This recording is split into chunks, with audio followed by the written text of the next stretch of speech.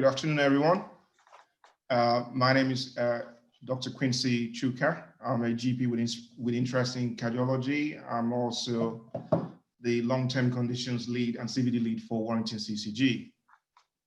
Thank you all for taking your time to join us in a busy, unprecedented demanding period for primary care. We will try and make this afternoon, and thank you for taking out the time to come and join us. So we'll try and make this afternoon very useful for you. It's not about trying to put an additional workload on primary care, but actually to provide you the tools to make it easier for you to meet, be it the PCN DAS or continue to look after your patient the best way you can. So today it's part one of a three-part series put together by the clinical network. So we talk. I think the title is ABC series: A for atrial fibrillation, B for blood pressure, and C for cholesterol. Today we'll talk about atrial fibrillation, and in 2 weeks' time it will be about blood pressure, and after that, 2 weeks later, it will be about cholesterol. So we hope you can join us for all of these series, which we hope you're going to find quite useful. So just a bit of a background information, and to say that actually the chat function has been disabled, but you can use the Q&A box. So any question you have throughout the presentation, please put it in the Q&A box. We'll come to all the questions at the end. And believe me, I'm going to hold the speakers to account on your behalf. So please keep the question coming. Now, what else? The session is being recorded, and we hope that you can share it with your colleagues who've not been able to join us today. Okay, so without any more talk, we've got 3 speakers for you. The first speaker will be Dr. Bruce Taylor. He is the primary care CVD lead for the SCN, Cheshire Merseyside Clinical Network. So if I'm going to introduce him first, and I will pass over to him. Thank you very much. So I'll try and share my screen. Can everyone see my screen now? Yeah. Is that okay? Great. Thank you, everybody. Again, can I just thank Quincy very kindly for chairing this session and for everyone for joining it, and a big thanks to the Innovation Agency who helped support it. So as Quincy says, I'm the primary care lead. I used to be a GP in Birkenhead for 35 years in the GPSI. I've been retired for a year or so now, but I'm still working along with the network, particularly on CVD prevention and in particularly on atrial fibrillation. So I'm delighted just to give you basically an overview, I think, of atrial fibrillation, particularly during the COVID times. So Quincy's already mentioned the ABC thing. This is an approach that's been developed, I think, in the last few years or so, with A being atrial fibrillation, B being blood pressure, and C being cholesterol. And the reason behind this is these are the 3, if you like, the big hitters in terms of prevention for CVD, and that's why they've been singled out as being important. I think it's somewhat simplistic, because you could, although ABC is good, and I quite like simplistic things because I'm very simplistic myself, but if you look at it in truth, there's other factors that are just as important, or for a holistic approach, and they would include D for diet, as in mean too much of it, E for exercise being not enough of it, F for fags as in smoking, and G for gin as in alcohol. So I think it's really important when we talk about CVD prevention, we talk about the whole person approach, but ABC are clearly the big areas that are important, and we're going to talk a bit about atrial fibrillation today. This is a slide that you may have seen before. This was produced by Public Health England in 2019, and that seems a long time ago, although it's only just a year. And this was their targets that they produced for the next 10 years to try and reduce the numbers of people dying of prematurely of heart disease. And for atrial fibrillation, they came out with some expectations, and these were fairly ambitious. They were that 85% of people with atrial fibrillation should be known to us, and 90% of the high-risk patients, that's people with CHADS VASTAs of 2 or above, should be anticoagulated. The prevalence rate of atrial fibrillation sort of is increasingly all the time, and I think most people would argue it's at least 2% now, and probably more like 2.5%. And there's good evidence to suggest that if you're over 65, and I'm creeping up to that way, 6% of people over the age of 65 will turn out to have atrial fibrillation. So it's an increasingly important risk factor. And the idea is that if we manage to work on all these risk factors, then potentially we can save 150,000 deaths over the next 10 years. And that's a significant, obviously, figure, particularly when you think about the fact we've lost 50,000 to COVID. So 150,000 to heart disease is an important aspiration. And the economics are clearly well rehearsed, but there's no evidence. So there's no doubt that if you were to invest money in heart disease prevention, then it makes economic sense because you reduce the risk of social and medical care further down the line. Atrial fibrillation, what are the consequences of it? Again, I'm sure this is well known to most people, but from a cardiovascular perspective, obviously stroke is the main issue, and I'll come back to that. But also, if you have poorly controlled atrial fibrillation, you are more likely to get heart failure with its consequences. There's good links with ischemic heart disease, such as myocardial infarction and angina. And Joe Mills is going to talk about this later, I think. And also, if you have poorly controlled atrial fibrillation, it makes you unwell, it makes you feel unwell. So you have limited in your exercise ability and fatigability. So although atrial fibrillation is a major risk factor for stroke, having atrial fibrillation particularly poorly controlled will affect your life in other ways as well. But if I just think about stroke for a moment, it's obviously as well known, I think, the leading cause of stroke from thromboembolism. 110,000 strokes in the UK last year. 5% is the annual prediction. So if you have atrial fibrillation, 5% per annum will have a stroke. And of course, having atrial fibrillation makes you 5 times more likely to have a stroke than if you don't have atrial fibrillation. So that's pretty important. And of course, AF strokes, as you will be aware, are thrombus strokes. They're big strokes. They block off big arteries and they cause big strokes. So I think the mortality figures are pretty horrific. I think it's something like 30% of people who have an AF stroke are dead within a month. They have longer stays in hospital, and at least another 50% have significant disability by the end of 12 months. So AF strokes are not much fun. And on a personal note, my brother, who died sadly this year, had a stroke a year before he died. It left him unable to speak, unable to eat.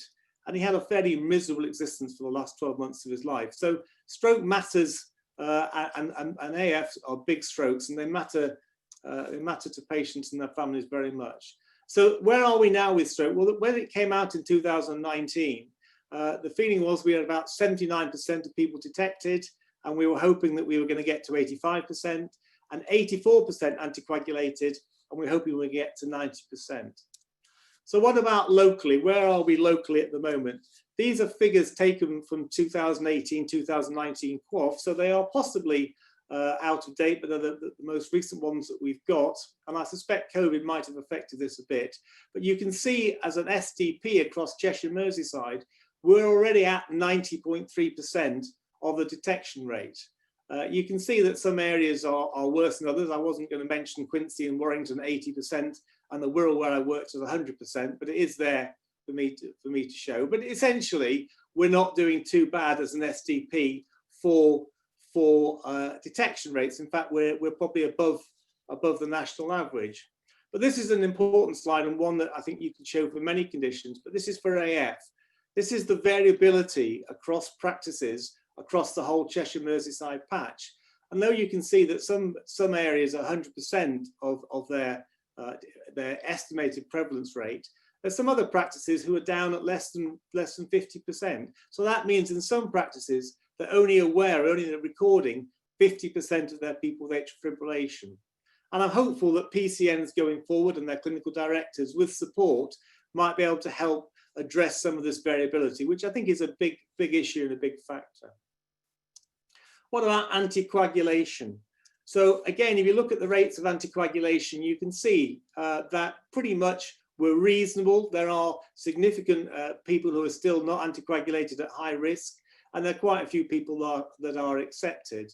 But overall, the figures are reasonable, but I'll come back to that. Okay, so what does that mean? It means that for the SDP, we're 85%. If you remember, the target for this was to get to 90%, so 85%. And again, we're slightly better than the English average. But on these figures, we're 2,500 people who are still not anticoagulated.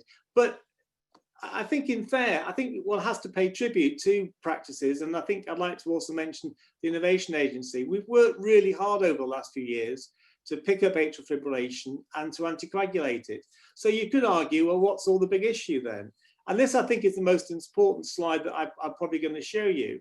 And this shows the percentage of people admitted with strokes who had AF diagnosed before their stroke. So if you like, these are known AF people. And as I say, in Wirral, we used to have 600, or we still have 600 strokes a year, 600 strokes. And this shows that despite our best efforts, we are still seeing 20% of people who are having a stroke have had known atrial fibrillation. And you can see, although there's been some improvement, and if you look at where Cheshire, Merseyside are, we are still slightly outside the average. But although there's been some improvement, we still got some work to do on this. Now, you could argue, and I think it's a fair point, that the numbers of people with AF are going up. So therefore, you might expect that actually keeping us at a flat level is progress. And I think it is to extent. But I still think 20% of people having stroke with known AF suggests that there's still issues that we need to address. And I think there are two issues that we're going to address. And Joe and Joe coming after me, the JoJos, if you like, they're going to look at some of these two big issues.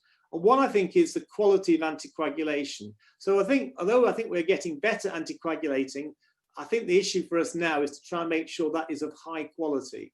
And that will involve choice of agents. Should we be using DOACs or warfarin? And there's now, I think, increasing evidence that DOACs are superior to warfarin. If we are using warfarin, is it well controlled? And if we're using DOACs, are we on the right dosage? We did a study recently with practice across the patch looking at DOACs, and I think we found that 12% of patients on DOACs were on the wrong dosage. So I think there are issues about anticoagulation, but the issue for me is quality. The other thing is CVD risk assessment, which Joe Mills is going to talk about. And as I say, atrial fibrillation, I think it's an opportunity. The people with atrial fibrillation have dicky hearts, and they have dicky hearts, but they also have other issues related to their hearts.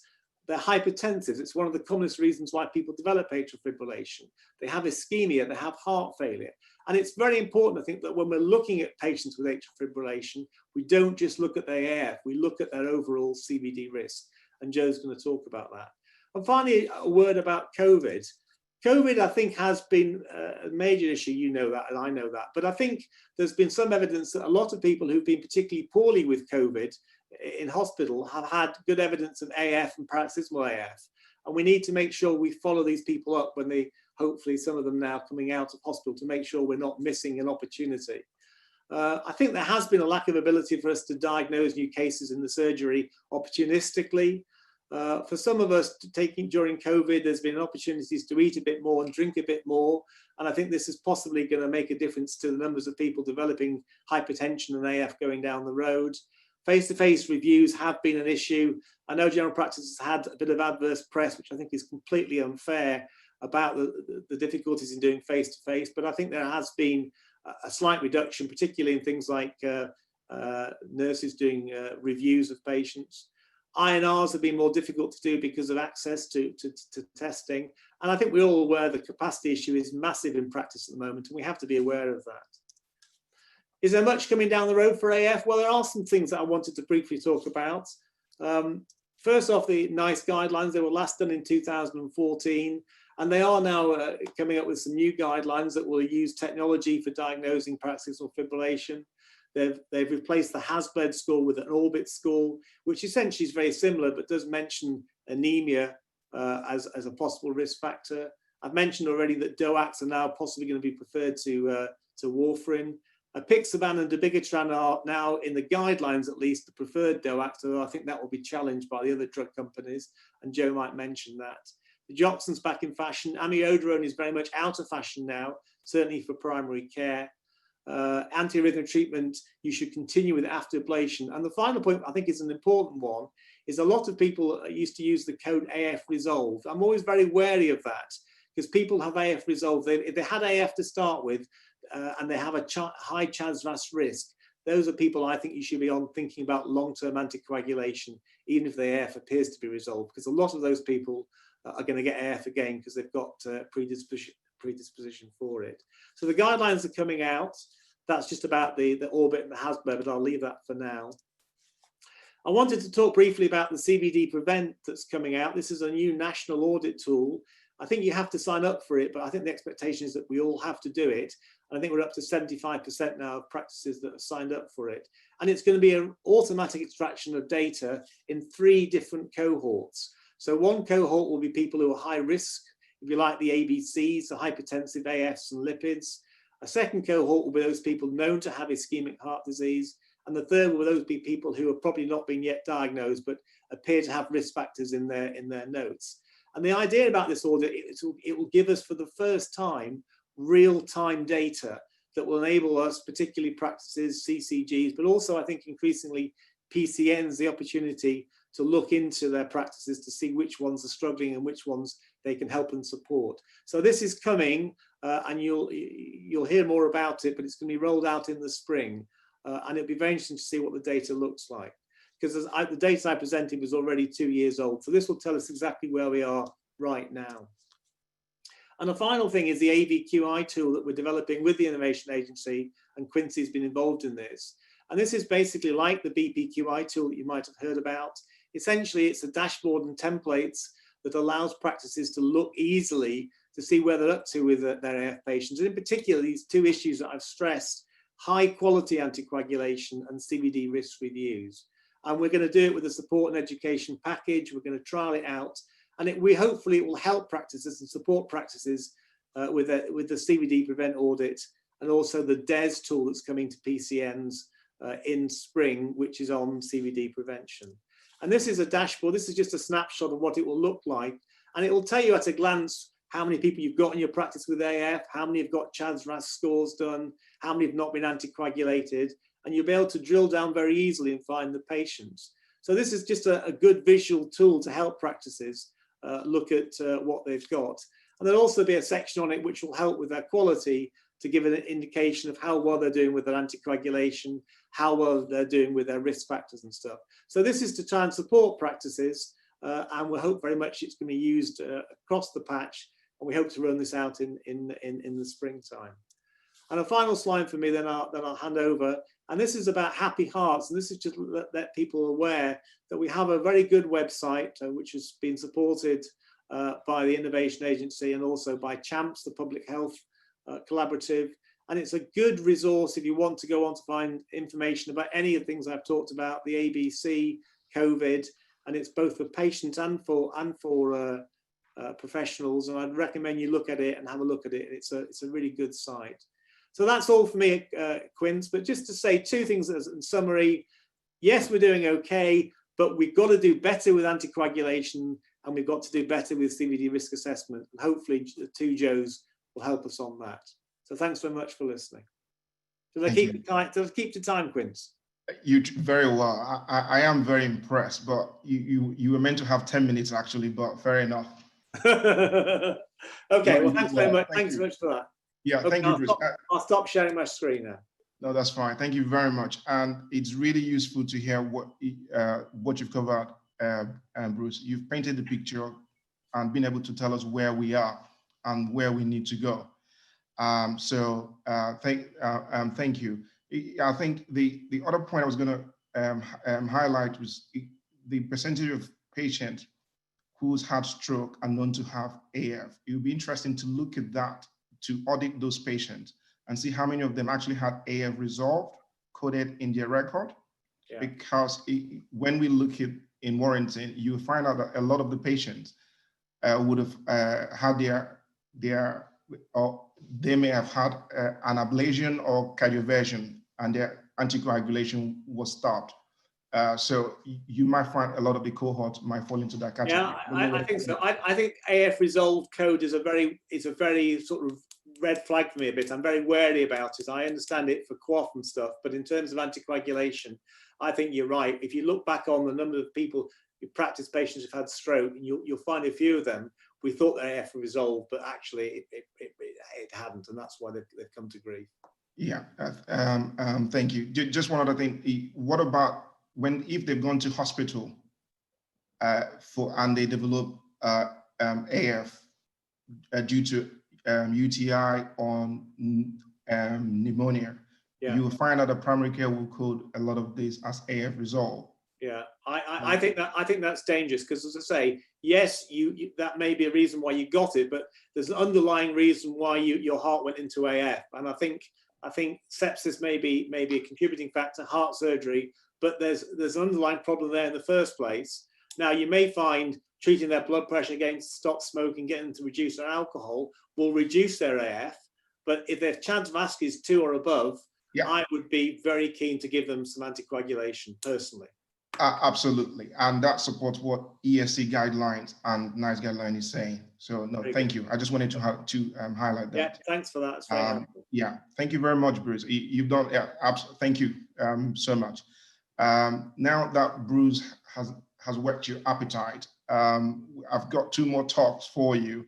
We've got Joe Bateman, actually 2 Joes actually, Joe Bateman and Dr. Joe Mills. So Joe Bateman will go through the anticoagulation, the issues around that, and then we'll have Dr. Mills come over to tell us a little bit more about the consequences, assessment, risk evaluation, and reduction of AF. So without saying any more, please can I welcome Joe Bateman, who is the Deputy Clinical Service Manager and Lead Cardiology Pharmacist at Countess of Chester Hospital, and she's doing an amazing work around anticoagulation. Joe, over to you. Hi, Quincy. Can you hear me now? Very well. Oh, thank goodness. Right. Thank you, Anne. Thank you for inviting me to talk today. So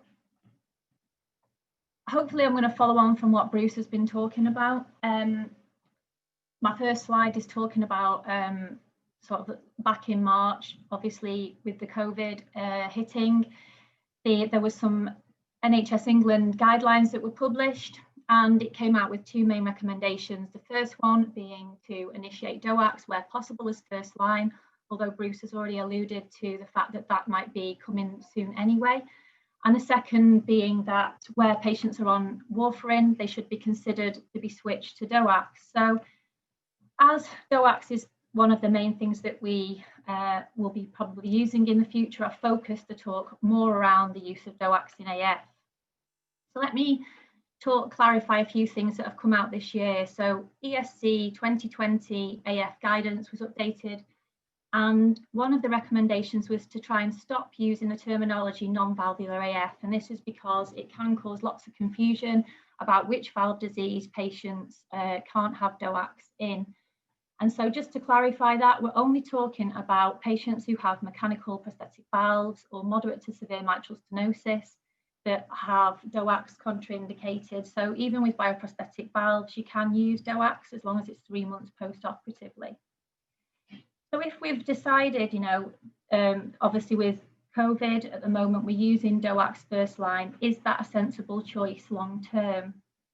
And this meta-analysis was done in 2014, and it compared the studies of the DOACs versus the warfarin studies to compare outcomes, and it actually showed a very favourable benefit-risk profile for DOACs, in that DOACs reduction in stroke and systemic embolism, intracranial hemorrhage, and reduction of major bleeding. There is the one issue about the increase in GI bleeding that you can see with DOACs overall. But overall, the DOACs have a much safer profile. Currently, as Bruce mentioned, the existing NICE guidance that is in place at the moment recommends that all anticoagulation is of equal standing. So that's all 4 DOACs. In fact, the NICE TA, the last NICE TA that came out for Doxaban said that all the 4 DOACs had very similar efficacy, but that also you could consider a warfarin as a first line option as well. However, With the ESC update this year, it actually came out and said that DOACs should be used in preference to VKA because of the favourable benefit seen. And as Bruce mentioned, we really do expect that the NICE guidance that's going to be published in February next year will say the same. You made the choice, you want to start a DOAC, which one are you going to use to initiate? And to make that decision, you know, we really should be looking at patient individualization, and it's useful to have a background knowledge of the pharmacokinetics of the DOACs. I won't go through all this table, but the main things to point out are renal clearance varies quite significantly. So dabigatran, highly renally cleared, around 85%, right down to apixaban, which is the least renally cleared at 27%, sorry. And the other thing to consider is whether it's a once or twice daily dosing. So the regional position, as it stands at the moment, which was agreed about 2 years ago, was that we should be using the DOAC at the least acquisition cost, unless there's a clinical reason to use a different one. And at the moment, that is still edoxaban. It's about 33% cheaper than, for example, apixaban. However, that picture situation is going to be changing over time. And as Bruce said, the NICE draft has pitched apixaban and dabigatran as first-line agents. It was a bit of a shock, to be honest. It was based on the Lopez meta-analysis, which was also a cost-effective analysis. It's been around since 2017. There's quite a few flaws in it. It contradicts previous NICE TA, and a lot of people nationally are trying to get that overturned. But either way, I think the outcome will be that DOACs will be first line from next year. However, there are some practical considerations where you may consider one DOAC over another. So if patients have recurrent cardioembolic events and they're already on well-controlled warfarin or another DOAC, then really you should be considering dabigatran 150 milligrams twice a day. It's the only one that has shown significant reduction in ischemic stroke. In terms of renal function, though, most centres agree that once your creatinine clearance is less than 50 mL per minute, then dabigatran is probably best avoided. If you have a patient who's got persistent gastric symptoms despite being on a PPI, then perhaps apixaban might be your first agent of choice, because that's the only one to not show a significant increase in GI bleeds compared to warfarin. And then if your patient needs blister packs or needs the medication to be crushed or put down an NG tube, then you have to avoid dabigatran. And again, if you want once daily preparation for compliance, then that restricts you to edoxaban and rivaroxaban. So once you've started your patient on DOAC, what's becoming more important now, and increasingly aware that we need to make sure patients are adequately followed up, and this is to make sure that you're reiterating the counselling points and the importance of adherence, the fact that you need to keep reassessing the appropriateness of the anticoagulation and the risk of the patient, and that this is documented in the patient's care plan or notes. So these are a set of studies that have been done showing that actually out there's lots of patients that are on an incorrect dose. So whether they're overdosed or more frequently underdosed, then we still need to be reviewing these patients to make sure the doses that they're on are appropriate. And that's because studies have shown that when patients are on inappropriately reduced doses of DOACs, they are at an increased risk of adverse events. So this includes increased risk of stroke and systemic embolism, and also increase of major bleeding as well. So I just wanted very briefly just to talk you through some work that's being done in the region to try and support and facilitate a very consistent approach to managing those annual reviews of patients.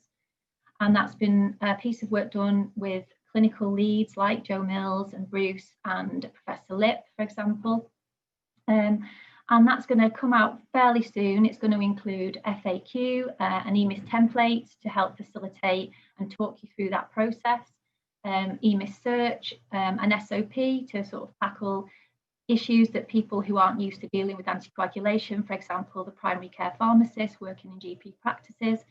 And hopefully that's going to provide a much more consistent approach to these reviews that will help optimise anticoagulation.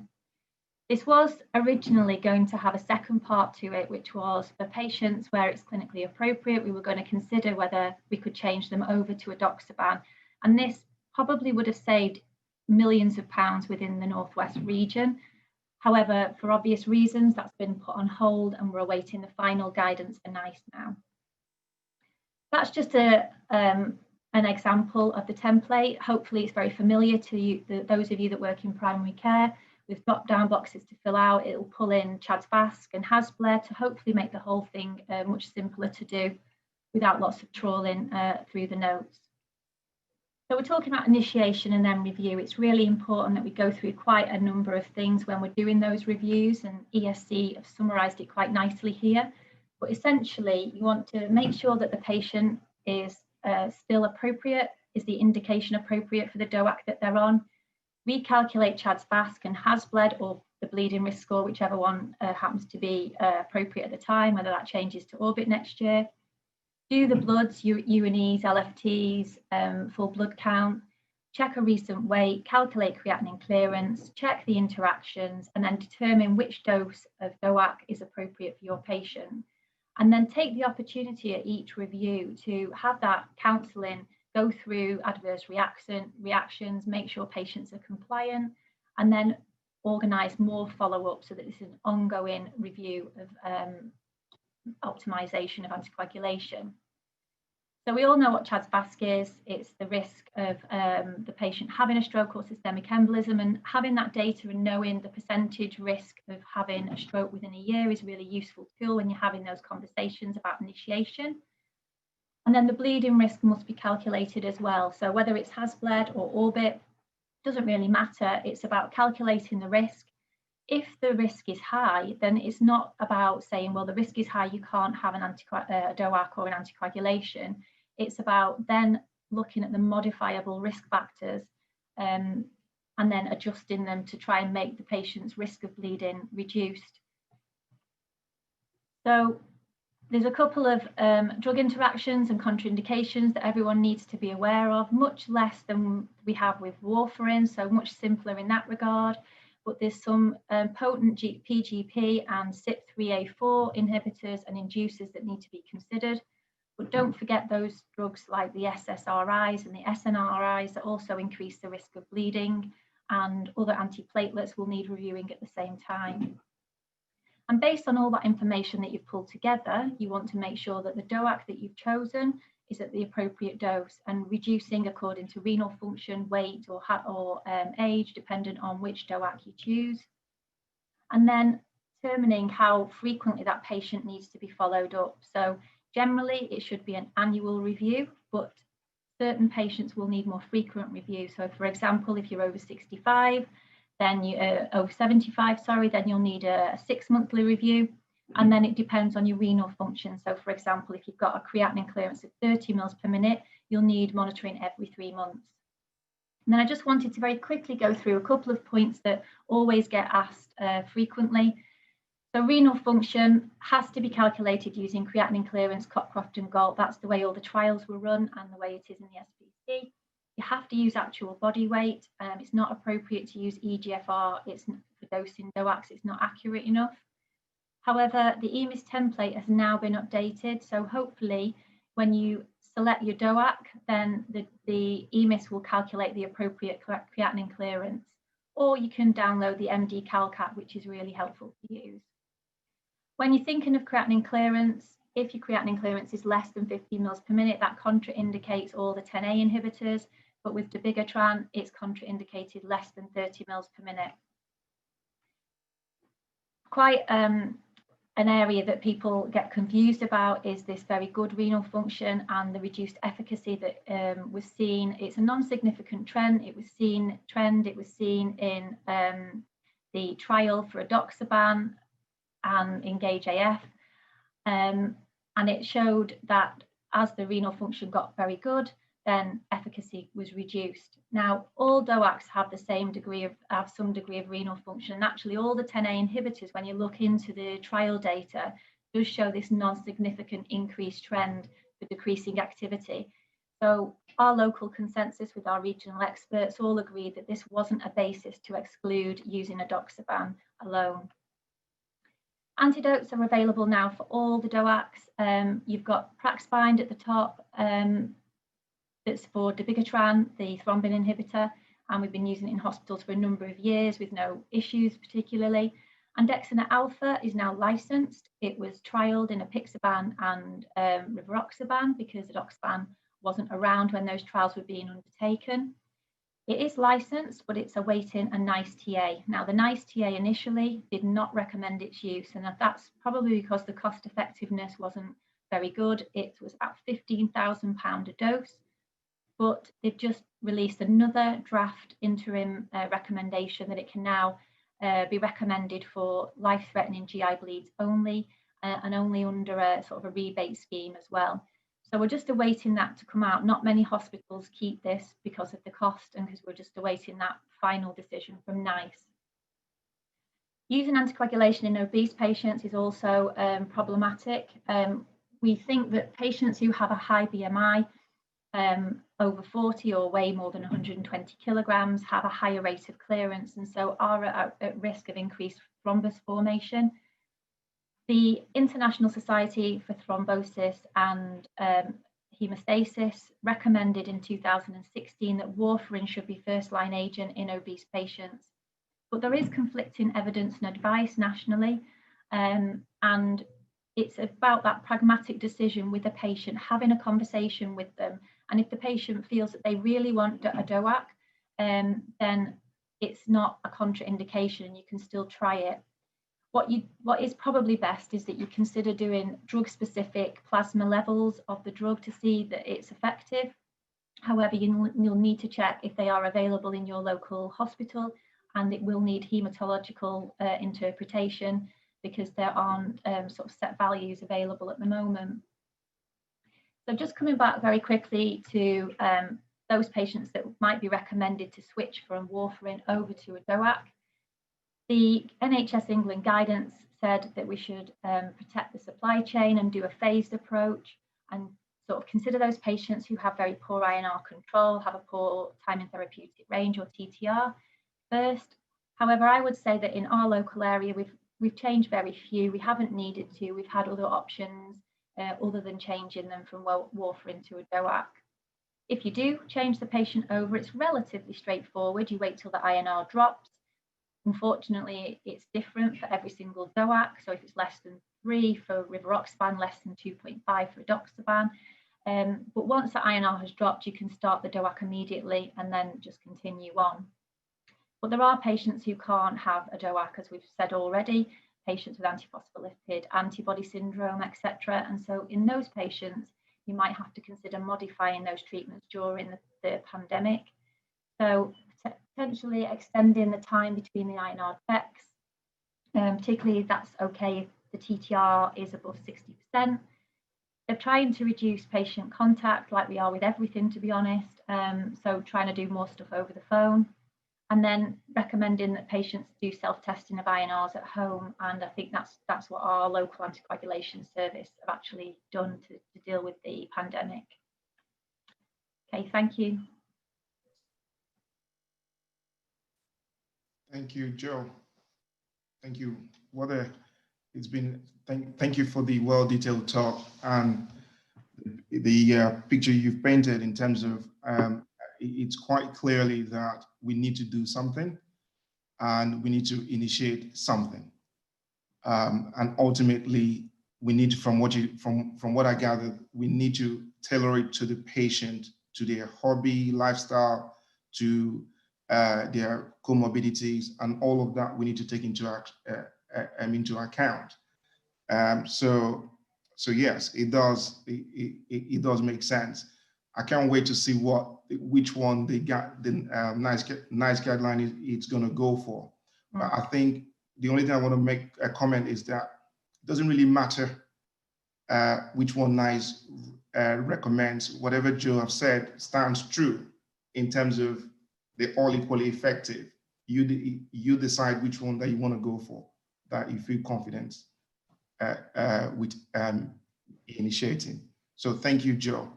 I'm not gonna, I had a few things I was gonna ask you, but I'm gonna skip to the end to allow Dr. Joe Mills to come on board. Okay, thank you very much. So let's welcome Dr. Joe Mills, who doesn't need any introduction. he likes to tease Bruce Taylor, and he's done that all afternoon. So, Joe, welcome. Thank you. Thank you, Quincy. Thanks, everyone. Can everyone see my slide? Can you see my slides, Quincy? Yes. Yeah. Okay, No, great. And not yet. They're not on yet. Pardon? Are they not there? No, not yet. No, we can't see them at the moment, Joe. Okay. I don't know why that is. No idea why that is.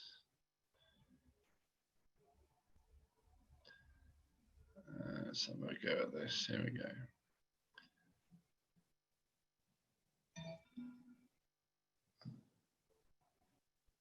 Okay. Yep, we can see it. Lift up. Okay.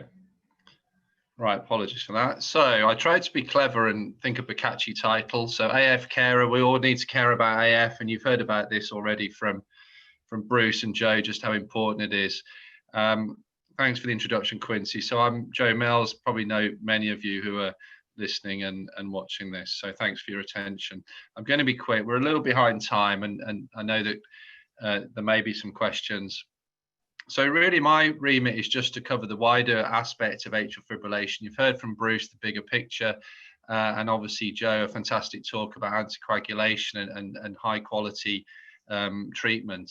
So just looking at patients who've got atrial fibrillation or paroxysmal atrial fibrillation, we do need to be aware that their risk of cardiovascular disease is quite significant. And if you think about the risk factors or factors associated with atrial fibrillation, then I suppose it's no surprise. So many of these factors listed here will not be unusual to you. Bruce mentioned hypertension, which gives a significant increase in the risk of developing atrial fibrillation, along with obstructive sleep apnea. So obviously obesity and obstructive sleep apnea go hand to hand, and they're next to each other on this slide. Diabetes increases your risk of developing atrial fibrillation by about 50%, as does chronic kidney disease. I mentioned at the bottom reversible causes. You've heard us just speak about that a little bit already. I would generally agree that infection and inflammatory causes, I am reluctant to ascribe those to a single episode of AF and code patients as resolved, but perhaps cardiac surgery with manipulation of the heart, short periods of AF on our wards in heart and chest, I'd probably allow a patient to have a resolved code for that. And I'd perhaps also thyrotoxic cases, a proper genuine thyrotoxic storm associated with AF may well be a one-off event, particularly in a younger person. So I think for everybody else, I certainly would agree that if your CHAS2 VAS score is 2, possibly even 1 or more if you're a man, then I would definitely anticoagulate you lifelong. So just a couple of cases. I'm not going to go through these cases, but just this is Terry, who's an electrician. These are genuine cases that I've looked after. Man in his 50s with children, generally well, and developed a flu-like illness in the late winter of this year. Didn't have a COVID test at the time, but it most likely was COVID. Felt a bit better after a couple of weeks, but generally persisted with symptoms of fatigue, palpitations, and like a lot of us chaps was reluctant to do anything about it and was forced to see sense by his good lady wife, and eventually saw his GP a couple of months later. He'd not had blood tests for a long time. He was just on a bit of Symbicort for seasonal asthma, and when he was seen, he had an irregular pulse, a little bit hypertensive, and had an ECG. The next patient, nice lady, Shweta, Indian lady with type 2 diabetes and obesity, as you can see, and she'd been putting up with breathlessness and ankle edema for some time. Only attended her practice initially for a diabetes check and was found to have an irregular pulse, slightly elevated blood pressure, and again was sent for an ECG and some tests.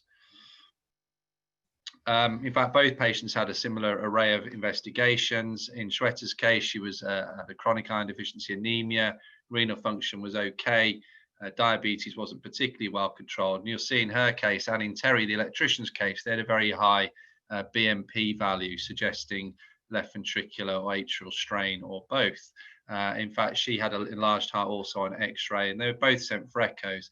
Now, it turns out Terry had a dilated cardiomyopathy, which was probably directly related to his COVID and his AF with very severe LVSD. And Shweta turns out to have normal ejection fraction heart failure. And these are very different conditions. One may require a specialist opinion and one may not. And you've already heard from Joe how you might think about the anticoagulation of these patients as appropriate. But what else should we be thinking about in patients who present with AF? And for that matter, I could have put a third case in, which is not unusual, somebody that you just find atrial fibrillation in completely incidentally, who is relatively asymptomatic. These happen to be their ECGs, AF rate 120 beats per minute in both Terry and Shweta's case. I just wanted to show you one slide of our guideline. I definitely feel old here. This was 2015, this was published. Hopefully it will be available on our Happy Hearts website for reference. I suspect many of you haven't seen this. I think it's still, unlike me, aged really well. And it really is quite helpful, I think. In the case of the two cases I've shown, you'll see on the right-hand panel here a reference to stability and some guidance as to when you might refer a person for hospital admission, but also what to do in terms of heart rate management initially. And if you look at the top where it says stable, the first thing is to think about their CHADS2 VAS score and bleed risk, and then to think about anticoagulation, as you've heard beautifully from Joe. But then the third line is CVD risk assessment. So as I say, this was 5 years ago. We will work quite ahead of the time here, but CVD risk assessment is really important, and that's followed by education. And then the last bit is actually investigations. So just to say a little bit about the other aspects of atrial fibrillation, it does increase mortality, more so in women than men. It is related to stroke, as you've heard, and it accounts for a relatively small percentage of stroke cases in the under 60s, but a very significant number of strokes in the over 80s. And interestingly, across the board of atrial fibrillation, there has been good evidence of MRI detection of silent cerebral ischemia, which may be a big factor in developing dementia later on in life. So lots of nasty sequelae to atrial fibrillation. These are the sort of cardiovascular disease consequences of someone who has atrial fibrillation. So I guess that atrial fibrillation could be thought of as a risk factor or risk marker for a number of these conditions. I'm not sure it's genuinely causative, but it certainly marks somebody as a person who is at risk of cardiovascular events. And of course, you've heard about stroke, and that's on that list. But peripheral arterial disease, ischemic heart disease generally, sudden cardiac death and heart failure are all really important cardiovascular events that patients with atrial fibrillation are prone to develop over time. The other thing that patients with AF get, and Bruce mentioned this, is impaired quality of life. The right-hand column of this panel shows the numbers for healthy subjects, and the left-hand column shows the numbers for AF patients. In the middle are patients with ischemic heart disease and heart failure. And what I would say is that, except bodily pain, which is probably not something that AF patients suffer with particularly, their general functioning, physical and mental health is impaired to a tune of around 50% to 75% of what you might expect in a healthy person. So a pretty dramatic impact on quality of life, not too dissimilar to patients with heart failure. So what do we do about it? This is my great debate slide. I was going to show Joe Biden and that other chap over in America, I've forgotten his name now. But we've got our own two here, haven't we? And they've produced some fairly lively debates recently for anyone that bothers to listen to Radio 4. We do have some lively debates also in the BMJ for any of you that don't put this straight into the waste paper basket when it drops onto your doormat. And this was one a year or two ago about whether we should be pursuing a rate or a rhythm control strategy for patients with atrial fibrillation. And of course, if you read the first bit, which says, yes, we should get everybody back into sinus rhythm, you think, oh my goodness, absolutely, we should be. And then you read the second bit, which says, no, we shouldn't. You think, well, actually, I agree with that as well. So of course, you're no better off. You've got no idea what to do. And if the experts can't agree, then there's really no hope for the rest of us. So just to remind you, these are the studies, and if you do look in detail and you're struggling to sleep, then I'd suggest have a look at these in the small print of some of these studies. And what you'll find is that for those patients that could be maintained in sinus rhythm, they do actually do better in terms of event rates. So I think there is some benefit in sinus rhythm. The problem is achieving sinus rhythm can be so damn difficult in patients, and of course the treatments sometimes themselves can cause morbidity, if not mortality. So it's not a clear-cut decision. So that's something you might require a specialist opinion on. But what can you do? Well, you can do a risk assessment, CVD risk assessment. This is an example of a fictional patient in their 40s who's a smoker, various levels of cholesterol, blood pressure, and so forth. And if you plug this in and include the atrial fibrillation tick, which is the 5th line down in clinical information on this QRIS-3 score, similar on a QRIS-2 score, you can see that this particular patient has a 22% risk over 10 years of a cardiovascular event. Now, if I were to put my numbers into this algorithm, and I'm 50 years old and I've got paroxysmal atrial fibrillation, if I put a 50-year-old man who's otherwise fit and well, your risk score comes out at 4.7%. If you tick atrial fibrillation, it's 10%. And then I would qualify personally for a discussion regarding lifestyle interventions and, of course, statin therapy with my primary care team. So that just shows you the impact of AF as a diagnosis on CVD risk. So what should we do? Well, these are simple things. Bruce mentioned these already, but patients need to be educated about knowing their blood pressure, knowing their heart rate, understanding what their cholesterol levels are and whether they should be reduced or not. Talked to about diet, achieving a healthy body weight, exercise and smoking, and obviously not forgetting alcohol. Bruce's nice reference to gin. I think I'd have gone for Glenmorangie myself. Just to describe this CVD risk in a little bit more detail, and this was some nice work done by our colleagues over in Manchester.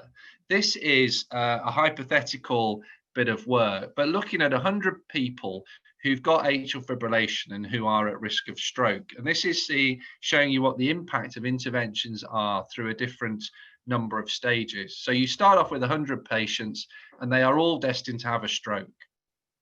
The first panel talks about lifestyle interventions, reducing smoking, increasing physical activity, and so forth. And you automatically get a risk reduction of around 32. So 32 patients will now not have a stroke purely on the basis of those lifestyle interventions.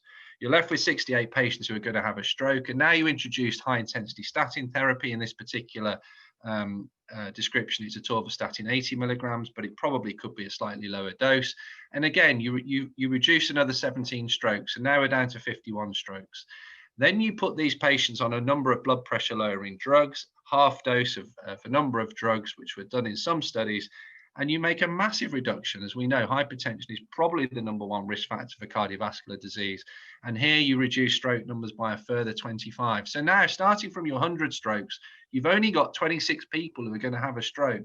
And now you're going to introduce anticoagulation, and you're going to follow Joe's fabulous guide, and you're going to reduce the risk by a relative amount, again, of 70%, because you're going to reduce 26 down to 5, 6, 7 strokes with anticoagulation. So that's the impact of cardiovascular disease risk assessment and thinking about the wider benefits of intervention, not just anticoagulation. And of course, that does explain why a significant percentage of patients with AF, even on anticoagulant, are going to have strokes. And it's not because their anticoagulation isn't working. It's because we're not attending to aggressively or in a sophisticated way to their other CVD risk profiles. And just to give you an example of how difficult this is some work we did at the network looking at patients with a QRIS score of 10% or more who should have a discussion about statin therapy. These are people otherwise well. I suspect a number of these people will have atrial fibrillation.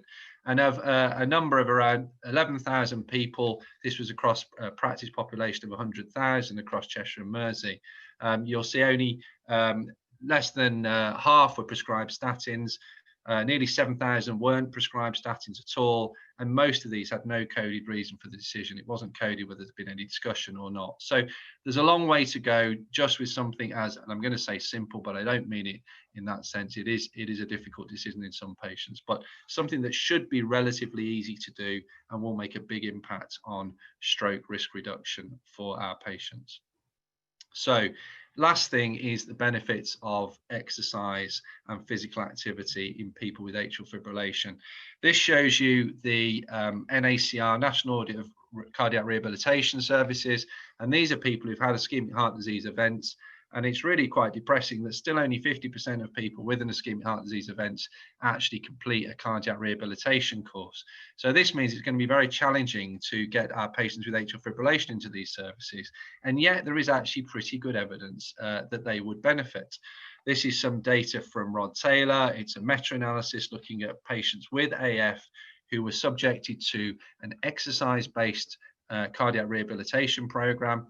And I won't bore you with the details, but if you look at psychological and physical well-being on this slide, they all improved in those patients who undertook an exercise program, and obviously their physical activity levels increased significantly in this particular meta-analysis, up by 50 minutes of moderate intensity activity per week compared to those who had standard care. So quite an impactful thing, and we need to think about that in the future as we think about commissioning of CVD prevention programs, whether patients with AF should be included. Obviously, I think there's a good evidence for this.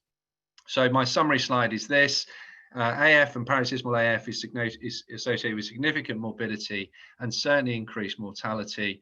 We need to think about a more systematic evaluation of their cardiovascular disease risk and those underlying associated conditions, which may require separate interventions in their own right.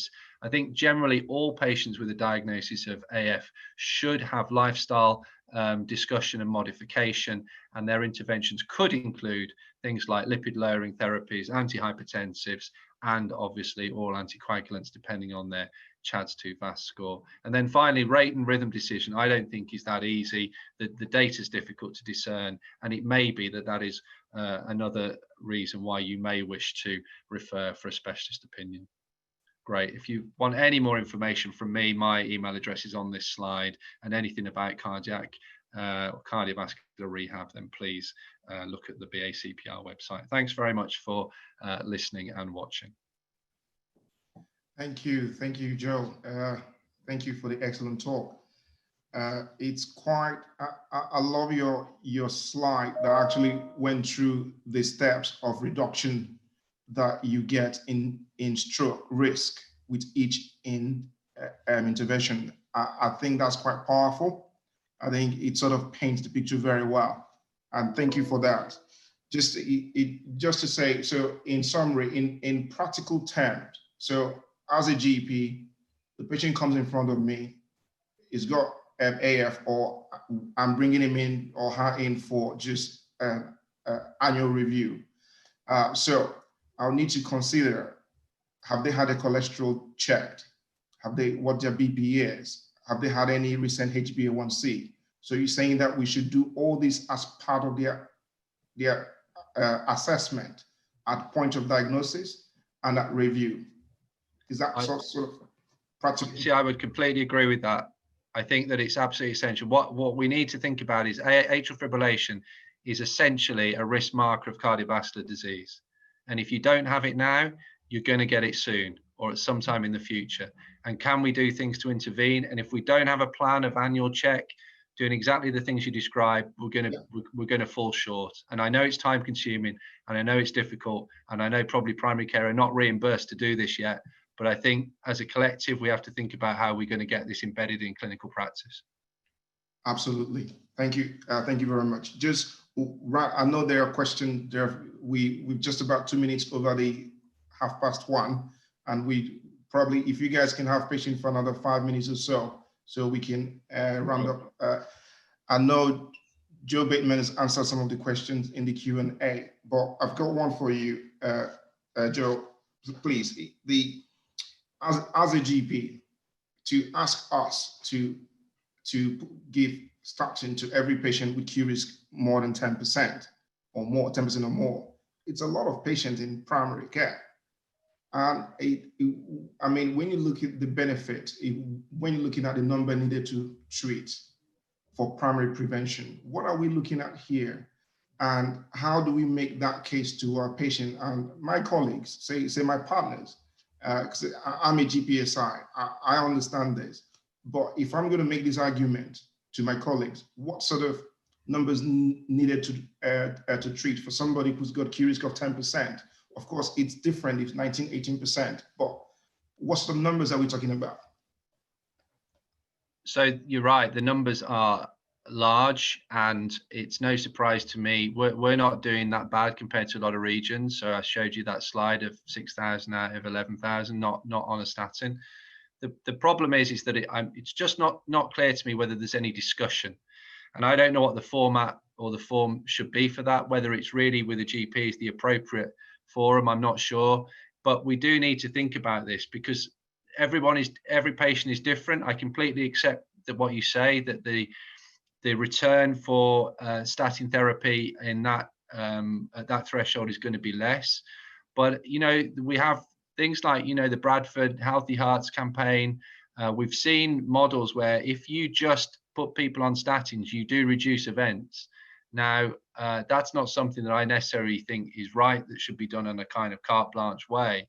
But there must be some hybrid way of seeing which patients are going to benefit most. And unless there is some form of assessment, whether it's with a GP face-to-face, whether it's some kind of third party doing an evaluation, whether it's practice nurses who are specifically looked to run cardiovascular risk type services, it's something we've not done. And we'll see, I think, with the CVD Prevent audit, where we sit with some of this as well. So I think it's a moving feast. I don't have a real good answer for you, Quincy. No, I think it's a really difficult area. I have a lot of sympathy for the whole difficulty with lipid management. It's difficult. Yeah, thank you very much. And just to come back to the question on the list that people have asked, I think the first question is, where will the recording of this session be, of this webinar? Where can people find it? So it'll be shared via Eventbrite. So we'll send out a thank you email in the coming days, and we'll attach a cloud recording of the cloud storage of the recording. Thank you, Phil. Thank you. There's another question here. We recently had a 90-year-old patient who became jaundiced 2 weeks after starting apixaban. Other investigations pending. Do you have any experience of hepatic issues with apixaban and other DOACs? Well, I'll answer that first. To be honest, I haven't had any experience of seeing that. I don't know if Joe has, or yourself, Quincy. I would have thought that if you're really concerned, then there is always the option of referring to the specialist anticoagulant clinic with Professor Lip if you have significant concerns, but that's not something I've seen. I've seen it once or twice, and I'm not sure whether it was coincidence or not, to be honest. And my only concern would be, just check a prothrombin time. If their synthetic function of their liver is okay, then I'd probably stick to my guns and continue the apixaban. If their synthetic function is deranged and their prothrombin time is increasing and their INR is getting up to 1.7 or 2, then I would definitely stop their anticoagulant. Thank you.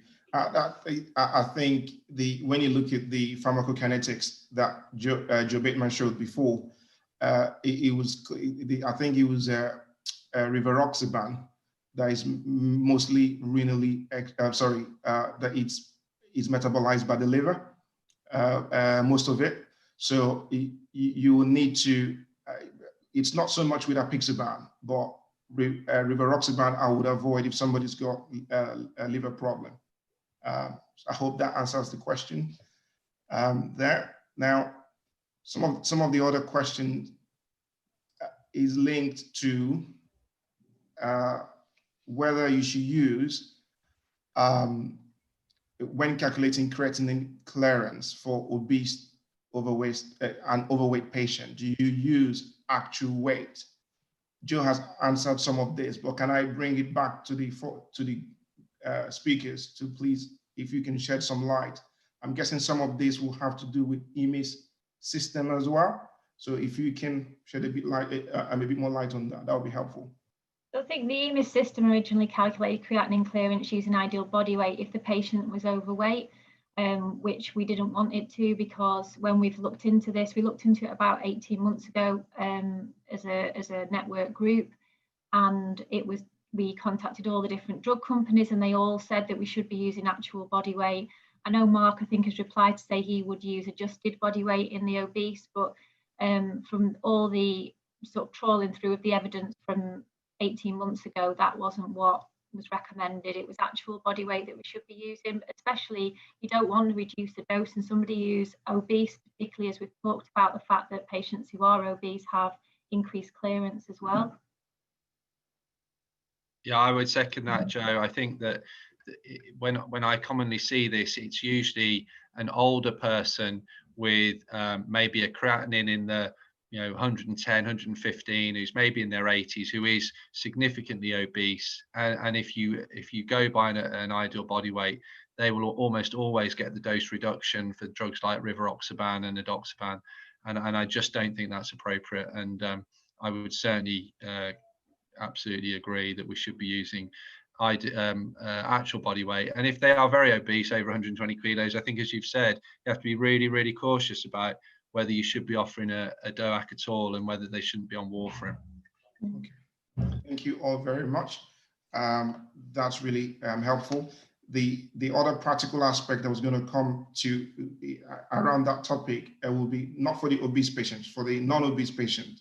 If patient has EGFR more than 60, I'm not sure you need to calculate the creatinine clearance. It becomes much more useful where when they have CKD, then calculating creatinine clearance becomes important. If they have normal renal function, it wouldn't really make much difference in the dosage of the DOAC that you're going to use. So it's more of a practical tip rather than a guideline. Okay, so go on, Joe. I was just going to say, our original guidelines in Chester said exactly that, just to have a more pragmatic approach. Yeah. Okay. Thank you all. I think we've answered all the questions. I'm mindful we are 10 minutes over the time. Thank you to the lovely speaker, to Innovation Agency, Bruce, and the entire team who's put this together. And thank you for your time, for giving us your hour and 11 minutes. I hope you find it useful. I can't wait to see what the BP webinar is going to be. I think we are hoping that this will make a difference in your everyday practice. And I have to say, Joe Bateman, to cover all of that in 15, 16 minutes, my hat's off. So thank you to all the speakers, and have a lovely afternoon, everybody. Thank you very much. Right. Thanks, Quincy. Well done, everybody. Bye now. Thank you. Bye.